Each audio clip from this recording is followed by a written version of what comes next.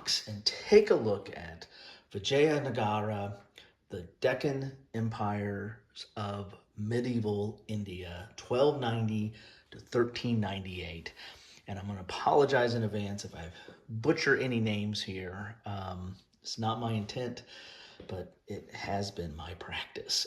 This is the latest game from GMT Games, which sent me this copy, so I want to say thank you to them. Got this in the mail. By the time I'm filming this, I got this in the mail just last week, but got this to the filming table as soon as I could, knowing that my filming table is full of other stuff. So pushed it aside, actually came down to another filming table to get this to you, because this is a very interesting game. This is inspired by coin. It's not, I don't think it is technically a coin game. In fact, the name of this series is, as it says right here, is Irregular Conflicts Series. This is volume 1 of the Irregular Conflict Series. And this one, again, my understanding from my little reading of it is that it was inspired by coin, but it, again, is its own beast. It's its own entity and own series here. And this is the first in that series. Let's take a look at the back here. Again, an example of the map, which, looks a little coinish, right? And you got cards with some symbols on there, or at least some factions. Again, another, I think, a nod to coin in some respects. But again, I think this is its own separate entity. It's 1 to 3 players, age 14 up, 1 to 2 hours. Complexity is 4, and solitaire suitability is 9. And that really interests me as well. As it said on the cover, and as we're going to get to here in a little bit of description, this is covering the India in the medieval time period, so 1290 to 1398. I am not aware of a ton of games that cover that. I think the Britannia-like game, Maharaja, I think covers that, but it covers kind of the entire scope of Indian history, and it is totally different kind of game. It's again, a Britannia-like game. This is, again, inspired by coin, and it's just covering this specific period here. So let's get into a little bit of the description here and see what it has in store for us. The year is 1290, and the shadow looms over the Indian subcontinent. The powerful Delhi Sultanate dominion stretches from Punjab in the south, in the north, to the distant Madurai in the south. Wealthy kingdoms in the Deccan plateau beyond the Vindhya range have caught the eye of Delhi for generations, and governors have been sent out to impose the Sultan's demands and tribute. But the threat of Mongol invasion from the northwestern frontier and the internal strife will strain the Sultanate and leave it vulnerable. The Sultan must plan carefully and act decisively to prevent the Sultanate's collapse. By 1347, 2 new kingdoms in the Deccan Empire will emerge. Wayward governors will conspire with local amirs to form the Bahmani Kingdom. Its wide-ranging trade network and access to cavalry might prove critical for its survival. Further south, the Sangama brothers will rally Rajas across the land and found the Vijayanagara Empire, the name of this game here, with a burgeoning population and potential allies in Nayaka warrior kings. There may be hope to solidify its presence in the subcontinent, but these rising threats to Delhi Sultanate will not be ignored, and the new powers in the south will find themselves vying to spread their influence throughout the land. Independence will not be achieved easily. Vijayanagara depicts the epic century-long rise and fall of medieval kingdoms in India over 2 dynastic periods. Players will take on the asymmetric roles of the Delhi Sultanate and the Bahmani Kingdoms and the Vijayanagara Empire, navigating event cards and unique action menus as they contest to write themselves into medieval Indian history. Periodic Mongol invasions will present dangers for some and the opportunities for others to spread influence throughout the subcontinent. Rally local amirs and rajas to your cause, construct epic temples, forts, and qasbahs, and negotiate and battle for supremacy over the Deccan plateau. So there's quite an intro here. This is covering quite a span of history, a century, a little over a century actually, but looks very interesting. So let's get inside this box and see exactly what we get here. Pull back here a little bit so you get the full view. It's a nice, I guess this is what, a 3-inch box from GMT. And again, this is volume 1. I'm interested to see what the upcoming volumes will be like and how close they will be in system play. Is this going to be setting it? Are all of them going to be using some of the same mechanics, or are they going to deviate? Coin basically uses some of the same mechanics and deviates for specific theaters, and we'll see what happens here. So this is the rules of play. Here looks like almost like a setup map. Yeah, this is a setup map. Here it's 20 pages, full color, very nice image there. So let's look at the 20 pages and see what we have for rules. It's typical GMT format, a dual column. We've got some notes here. Stop. If this is your first time playing, you might want to start with the Learn to Play booklet. There's a Learn to Play booklet. So should I stop and go to the Learn to Play booklet? So what do we have here? Oh, wow, look at this. We got a lot of books. So I imagine this is going to be basically the basic rules of play. I think this is probably going to be like a rules of play reference, or this is the card-based non-player. So maybe this is the solo bot rules. I'll reserve further comment till I see that. This is that Learn to Play that they mentioned. So this is basically maybe kind of a walkthrough of how to play the game. And then you have the playbook, which is going to have, looks like it's got historical background, faction guides, event cards. So talking a little bit more about some more detail of the elements of gameplay and the history behind it. But let's look at the rules of play real quick. We're going to go beyond the stop. Here's all the components. We'll get to look at those as we open this box. Here is the game board and map. Here are your forces. It looks like we got little wooden bits. Again, very coin-esque here. And seeing some of these hexagons, and then you got round tokens for, looks like forts, temples, and qasbahs. There's some other notes in here. Here's player and factions. And again, it's very asymmetrical. Again, another kind of tip of the cap to coin. Here's talking about some of the different units. Here's setup and sequence of play.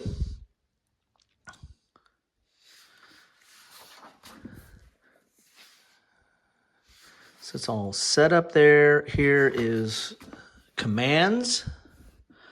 Commands in general, Delhi Sultanate commands, Bahmani Kingdom commands. So some individual commands here.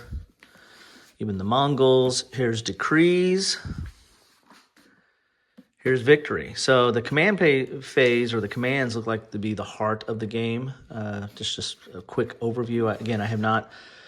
I heard a little bit about this. I believe this... I might be wrong. I thought this grew out of, there was a contest a few years back to try to develop new games and new game designers, maybe a little bit of diversity. And I think, I thought this came out of, I don't know if this won the contest and then was published by GMT, or if it was just a really good idea that came out of that, or if it was even part of that. I might be mistaken. That was a few years back, and my memory is not so good. Here's some counter scans here. And then we've got the Learn to Play book here, which is 16 pages. And you have a rules at a glance right there, talking about deck construction. So we've got introduction, components, and setup. So this is really kind of a walkthrough of the game. So you can probably start here and go through this and basically kind of learn the basics of the game. Here's an example of play, walking through each turn, or at least each side. And then you have a teaching guide here. It's a teaching guide for how you teach others. That's kind of cool. All right, so that's the learn to play. Then we have a rules and reference here. And this is 20 pages long with designer notes on the back, dual column. And this is the Ibn, what is it? The Ibn Battuta, probably mispronouncing that, card-based non-player. So maybe this is like the solo player bot, maybe? It looks kind of similar to some of the cards that I've seen developed for coin. So maybe that's what this is about. So you've got a whole solo or, non-player rules. So, you can play this, I guess, 1 to whatever, and you can use this to replace the other factions, maybe. Here's the playbook. And this is 28 pages. And this is going to have some history here. Love this. This is why I play these games. Here's all this history. And this is not something that they cover in high school. At least not my high school. The middle ages history of India and the subcontinent never see much of that, and so. Very interesting. So I'm really going to enjoy getting into it to understand the context. And this is going into some more detail on the event cards. Again, giving you context. All right, this is all good. This is all just goodness. All right, so now let's get into some of the player aids here. Here's the Delhi Sultanate player aid. Nice thick paper, very full color. I mean that's cool that it's laid out like that. You got commands and decrees. Again, very CoinX, coming up with my own words now. So here's all the different factions, I guess. So you got 4 different factions here, and there's all their different commands and decrees, which is, I guess, the heart of the game here. I would imagine that if you've played coin, this might not be very hard to pick up. This might be easy to jump over and port over into your understanding. So you got 1, 2, 3 of those player aids. It's kind of weird to think there'd be 4, but alrighty. Sequence of play. And again, full color, how you set up your deck. Then you have the Goat Tiger game. Well, that's interesting. Got a little separate game within a game here. Here are some more charts. And this might go to that, the non-player aid for how you play these non-player. This looks kind of similar to that, where if you're playing the Delhi as a non-player, then how you make choices for them. I would imagine that's what that is, but if I am wrong, you will be sure to tell me down below and correct me on all my pronunciations and tell me how I'm wrong on everything else. That's perfectly fine. Okay, here's some counters here. Not a lot. Typical GMT, pre-rounded, dual-sided. I wonder if there's more counters than that. Here is the board, which is mounted. We'll take a look at that here in a second. And then we got some baggies. Got to have your baggies. You have some dice. Cool dice. And you have a lot of wooden bits here. All those little hexagon. You got some little pawns and a little round disc and hexagons. And they are screen printed on one side. And I'm sure that all is explained in the rules that I skipped over. But there's those bits. Then we have the cards here. Let's take a look at those, which, again, I would imagine drives gameplay. If you're not familiar with coin, has cards kind of drive the, what can be done on a turn or who's acting first. And you can play stuff for events and the like. And I imagine these symbols here might tell who goes first or what's priority. But, again, not entirely sure. But we've got text on here, and it looks like we've got, rules for we might even have some history on here. That I really like that when they put history on these cards. But you've got like what this card does.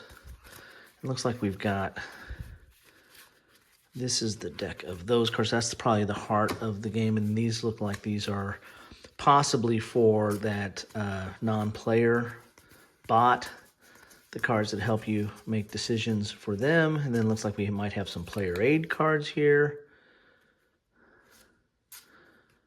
Maybe there's, again, they have asymmetrical powers.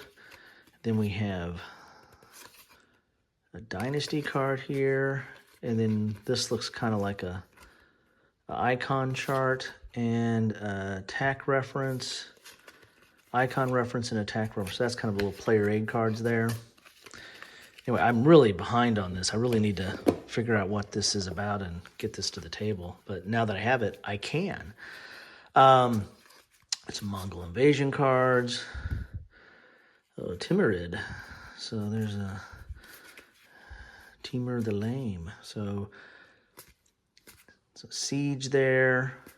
I like the art. And I like...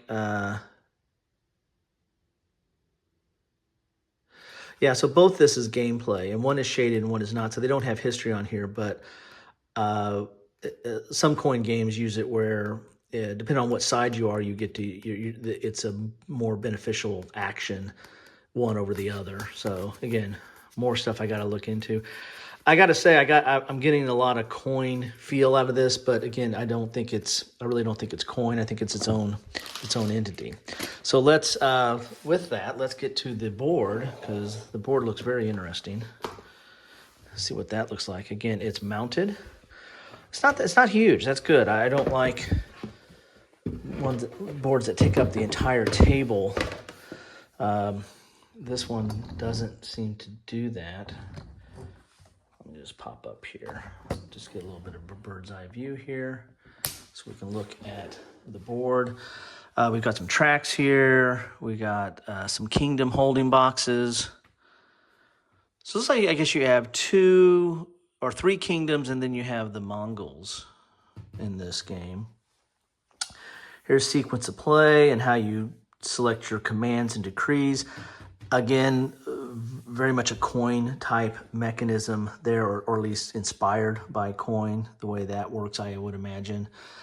And then you got like some area controls. You've got some borders and some nodes here that I imagine come into play, some values and names of the areas. And then, of course, Delhi is the big area in the middle there. So there you have it. That is what you get in a box of Vijayanagara. I know I mispronounced that probably every single time I said it, but I apologize for that. But this looks very, very interesting to me. Hope it looks interesting to you. Let's do it this way. Let's put this like this, and then fan out these cards a little bit so you can see a little bit about what those cards are about. So yeah, not a lot of counters. There's some counters, but not a lot of counters going on in there. But you got a lot of wood bits in that bag right there. And again, these are all, I think, part of the bot or the non-player element of it. Here's your sequence of play. Got to figure out what that game is. Wonder if you play that as a side game during it. Here are the player aids here.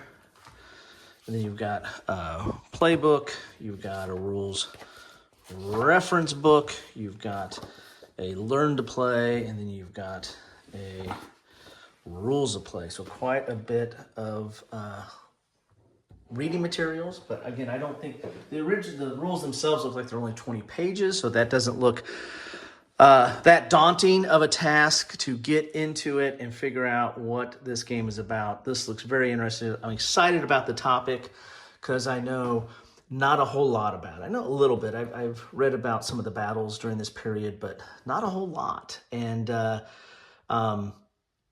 this is very interesting to me. And this is an interesting design. I'm excited to see a new series that is growing out of coin, that is not necessarily coin, but its own being. and see how that develops as well. So there you have it. That is what I have for you today. If you know anything about this game or want to correct me on anything, feel free to drop them in the comments down below. I wanted to get this out as soon as I could because I haven't seen anything else out here on that. I saw some of it like when it was being play tested or developed, but I haven't seen anything since this has been released. So I wanted to jump in and get everybody's attention to it. Anyway, thanks all.